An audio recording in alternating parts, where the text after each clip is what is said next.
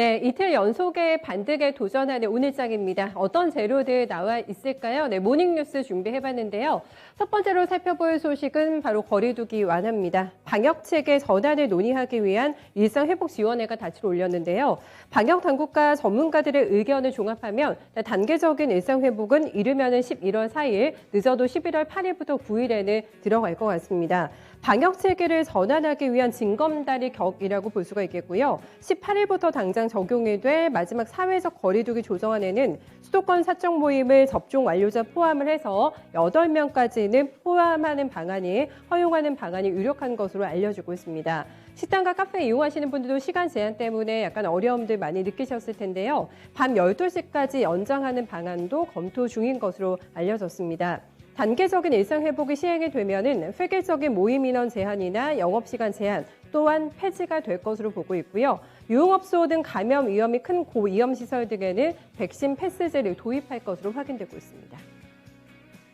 네, 다음은 삼성 SDS와 관련된 소식인데요. 홈 IoT 사물 인터넷 업체 매각 작업에 착수했습니다. 누가 가져갈 것인가에 관심도 많았는데요. 직방 쪽으로 넘길 것으로 현재 확인이 되고 있습니다.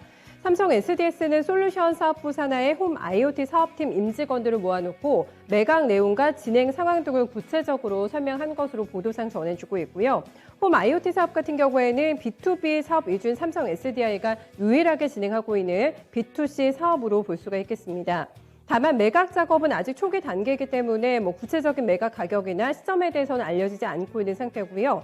삼성 SDS 관계자는 매각과 관련해서는 아직까지 구체적인 내용을 확인해 줄 수 없다고 답변했습니다. 네, 토스뱅크 대출 이용자들이 많이 몰리고 있는 것 같습니다. 좀 한도를 늘려달라 이런 요청을 했다고 하는데요. 토스뱅크가 대출이 중단되는 사태를 막기 위해서 금융당국의 대출 한도를 8천억 원까지 늘려달라고 요청을 했습니다. 토스뱅크는 지난 5일 영업을 개시했고 일주일 만에 약 3,300억 원 규모의 신용대출을 내줬는데요. 금융당국이 정해놓은 올해 대출 총량 5천억 원 중에 이미 66%가 소진이 됐습니다. 금융권에서는 5천억 원은 너무 가혹하다라는 지적이 나오고 있는 상태고요. 금융당국과 토스뱅크는 현재 이와 관련해서 실무 협의를 진행하고 있는 것으로 파악되고 있습니다. 네, 상당히 오랜 기간 동안 주가가 지지부진한 HM이 이번에 특효약을 꺼내 들었습니다. 배당과 영구전환 사채 조기 상환을 제시했는데요. 최근에 주가 하락과 공매도 증가로 인해서 주주들의 불만이 커지면서 나온 조치로 해석이 되고 있습니다. HMM은 주주 서한을 통해서 주가 하락에 대한 주주들의 우려에 공감한다면서 배당을 포함한 주주 친화적인 정책을 검토 중이라고 공식화했습니다. 현재는 상법상 배당 가능 이익이 없기 때문에 배당을 할 수는 없지만 결손금이 지속적으로 줄어들면서 이익이 발생이 되는 시점에 적극적으로 주주 환원 정책을 시행하겠다고 약속을 했고요.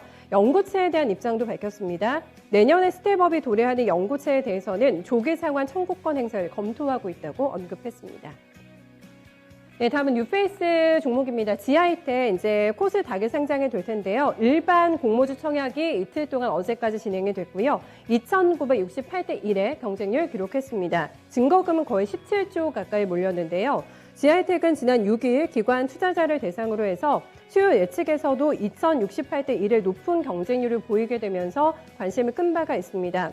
이에 공모가가 높게 나왔습니다. 네, 희망 밴드보다 높은 14,000원에 최종 결정이 됐고요.